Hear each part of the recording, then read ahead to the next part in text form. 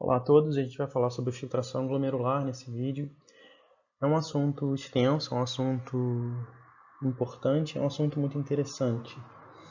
Então eu vou dividir essa aula em dois vídeos, porque senão vai ficar muito grande. Então, para facilitar a vida de vocês, a gente faz em dois vídeos, tá bom? Como eu havia falado, o processo de filtração glomerular, ou ultrafiltração glomerular, ocorre no corpúsculo renal. O corpúsculo renal ele é formado por glomérulo, que é um enovelado de capilares, que parte da arteríola aferente, que vai se dividir nessa rede de capilares, esse novelo de capilares, que vão se juntar para formar a arteríola eferente, que sai e se divide novamente nos capilares peritubulares. Essa é uma foto, uma foto de microscopia eletrônica, mostrando a estrutura do corpúsculo renal. Dá para ver, então, esse novelado de capilares. Só para ter uma ideia mais concreta, saindo dessa foto, desses desenhos mais esquemáticos de livro, que talvez não te dê uma ideia muito real de como funciona. E a cápsula de Bowman, que é formada por células epiteliais renais e representa o início da estrutura tubular. A filtração glomerular representa o primeiro passo na formação da urina. Cerca de 20% do plasma que chega aos rins ele é filtrado, embora a maior parte desse filtrado seja reabsorvido. A gente filtra cerca de 180 litros de plasma por dia, para a gente ter uma ideia, e só mais ou menos, na média, 1 litro é excretado. A filtração glomerular ou ultrafiltração é um processo completamente passivo, que é regido apenas pelas pressões a que o sistema é submetido, tanto dentro dos capilares quanto na cápsula de Bowman. E hoje a gente vai cobrir então a gente vai falar um pouco sobre essas pressões, sobre os mecanismos que regulam fisiologicamente a taxa ou ritmo de filtração glomerular. Como eu falei antes, a filtração glomerular ela depende das pressões exercidas no sistema. Então é importante que a gente entenda que pressões são essas e como elas afetam o processo de filtração. A filtração glomerular é um produto do coeficiente de filtração, que depende de características da barreira de filtração, que a gente vai ver daqui a pouco, e da pressão efetiva de filtração. E de onde é que vem essa pressão efetiva de filtração? Das pressões individuais exercidas no sistema. Nos capilares glomerulares, a pressão hidrostática, que é a pressão exercida pelo plasma no interior do capilar, quanto maior essa pressão, maior o extravasamento de líquido. Então ela concorre para favorecer a filtração glomerular. Por outro lado, como os capilares eles não são permeáveis a proteínas, elas também exercem uma pressão que é oposta à pressão hidrostática. Então ela desfavorece a filtração. E na cápsula de Bowman você também tem uma pressão hidrostática, num esquema semelhante à pressão hidrostática glomerular, embora o valor seja bastante diferente. Mas como ela está dentro da cápsula de Bowman, então ela se opõe à entrada de mais líquido nesse espaço.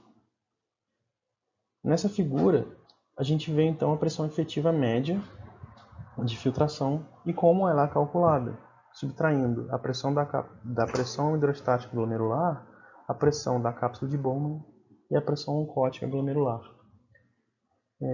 Vale notar que essa pressão efetiva ela não é constante ao longo do sistema, principalmente porque a pressão oncótica glomerular ela vai aumentando conforme o processo vai ocorrendo. A gente tem que perceber, isso é difícil de ver às vezes numa figura, que o sangue não fica estático dentro do glomérulo. Então ele está fluindo da arteríola aferente para a eferente. E conforme ele vai fluindo e a quantidade de líquido vai diminuindo ali dentro, a concentração de proteína vai aumentando. E como a concentração de proteína vai aumentando, a pressão oncótica também aumenta. Então eu vou mostrar duas figuras que vão ilustrar essa situação melhor. A primeira é essa, que mostra claramente que conforme o sangue vai fluindo da arteríola aferente em direção à eferente, a concentração proteica dentro do capilar vai aumentando, e isso leva ao aumento da pressão oncótica. E esse aumento, então, vai acabar reduzindo a pressão efetiva de filtração. Essa segunda figura ela mostra duas representações das forças hemodinâmicas que atuam ao longo do capilar glomerular.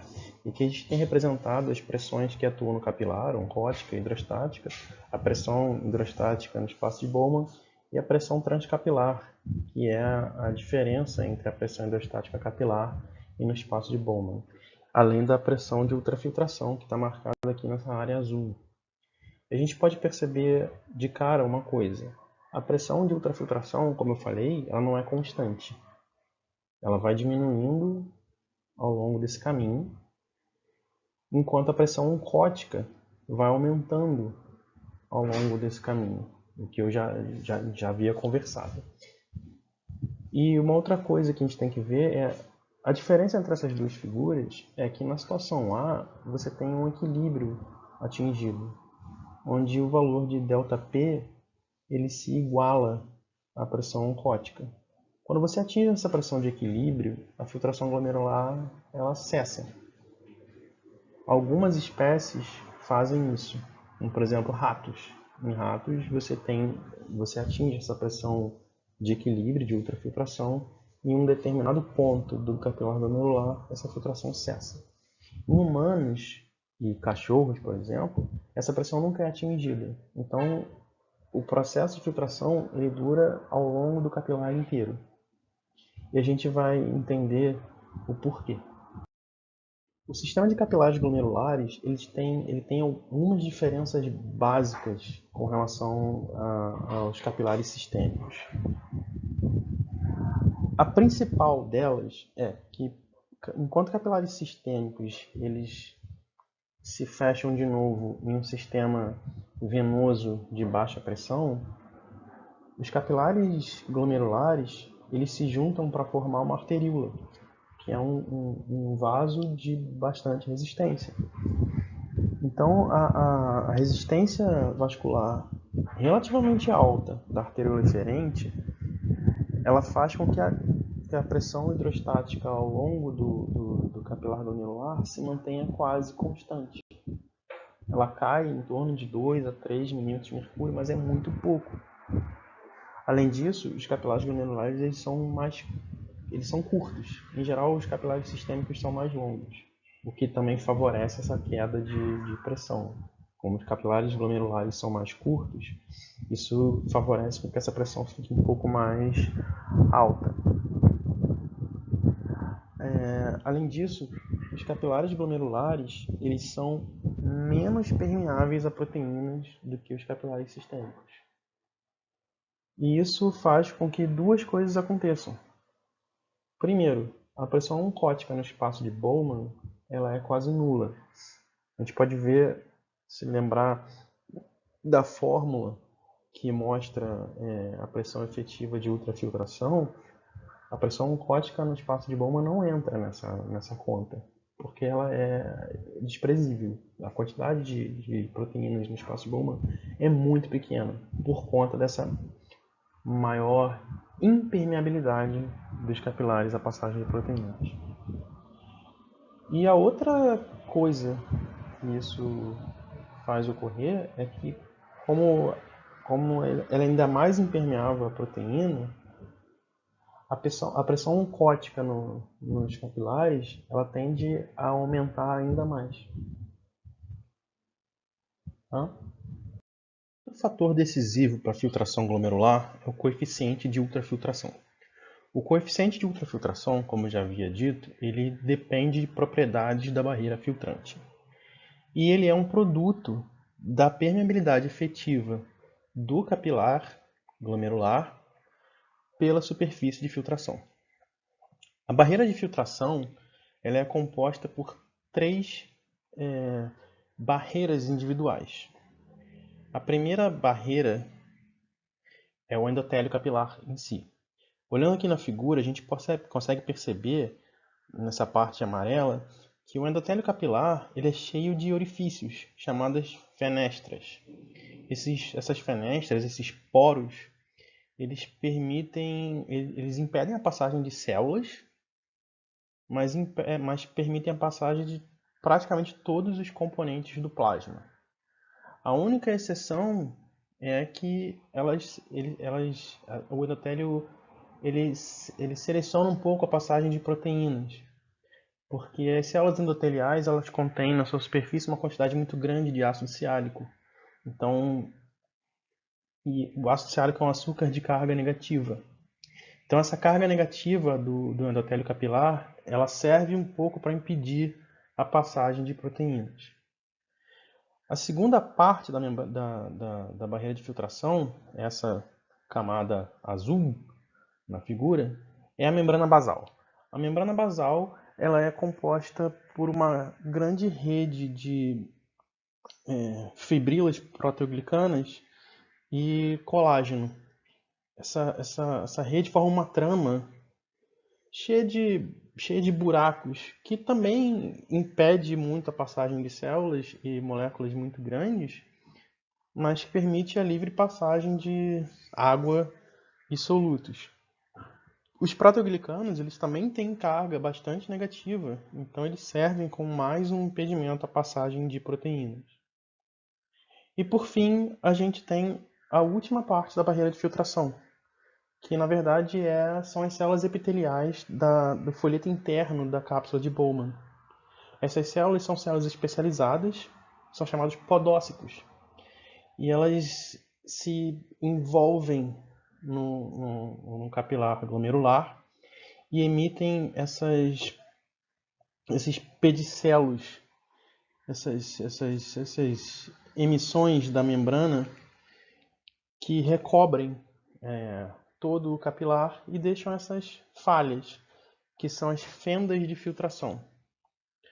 Novamente, você tem muita carga negativa na superfície dessas células, que também serve para o impedimento da passagem de proteínas.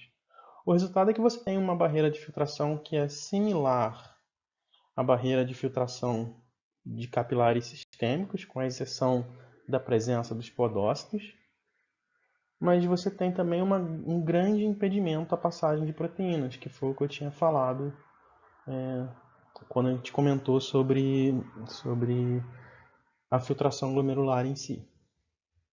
Pela descrição que a gente tem da membrana de filtração, dá para perceber que essa membrana ela seleciona a passagem de moléculas através de tamanho e de carga. Então, moléculas pequenas têm muito mais facilidade de atravessar a membrana de filtração do que moléculas grandes, e moléculas com carga negativa têm mais dificuldade de atravessar essa membrana de filtração. Isso faz com que o ultrafiltrado ele tenha uma quantidade muito pequena de proteínas e que tenha uma concentração de eletrólitos e osmolaridade muito similar à do plasma. Então essa tabela mostra a filtrabilidade, né, a capacidade que essas substâncias têm de atravessar a membrana filtrante de cada uma dessas substâncias. E a gente pode ver que a água, o sódio, a glicose e a inulina, que é um polímero de frutose, elas atravessam livremente a membrana. Enquanto que você começa a ter, na mioglobina, começa a ver dificuldade de atravessar a membrana. Já 25% mais difícil, digamos assim, de passar do que glicose ou sódio. E a albumina, que é uma proteína bem maior do que a mioglobina, tem muito mais dificuldade de passar. E é muito mais, é desproporcional em relação ao tamanho, né? E a segunda, esse gráfico, essa segunda figura, esse gráfico, ela usa é um experimento que se faz usando dextranas, que são polímeros de açúcar, com cargas efetivas diferentes. Então você usa dextranas neutras, catiônicas ou aniônicas. E aí verifica-se a capacidade dessas moléculas de atravessar a membrana filtrante. E o que a gente pode ver é que para dextranas neutras, você tem uma dificuldade maior, enquanto você vai aumentando o tamanho da molécula, o raio efetivo vai aumentando, a capacidade e a filtrabilidade vai se reduzindo. Quando você pega destranas catiônicas, ela tem uma facilidade maior de passar. Então você pega compostos com o mesmo raio molecular e tem uma filtrabilidade maior. Por exemplo, um raio de 34 angstroms, para a destrana neutra você tem uma filtrabilidade de 0,2 e para catiônica em torno de 0,4, então mais ou menos o dobro. Em compensação, quando você usa uma destrana polianiônica, essa filtrabilidade ela é bem reduzida. No mesmo raio de 34, onde a destrana neutra tem uma filtrabilidade de 0,2 e a catiônica de 0,4, a destrana polianiônica ela praticamente não é mais filtrada.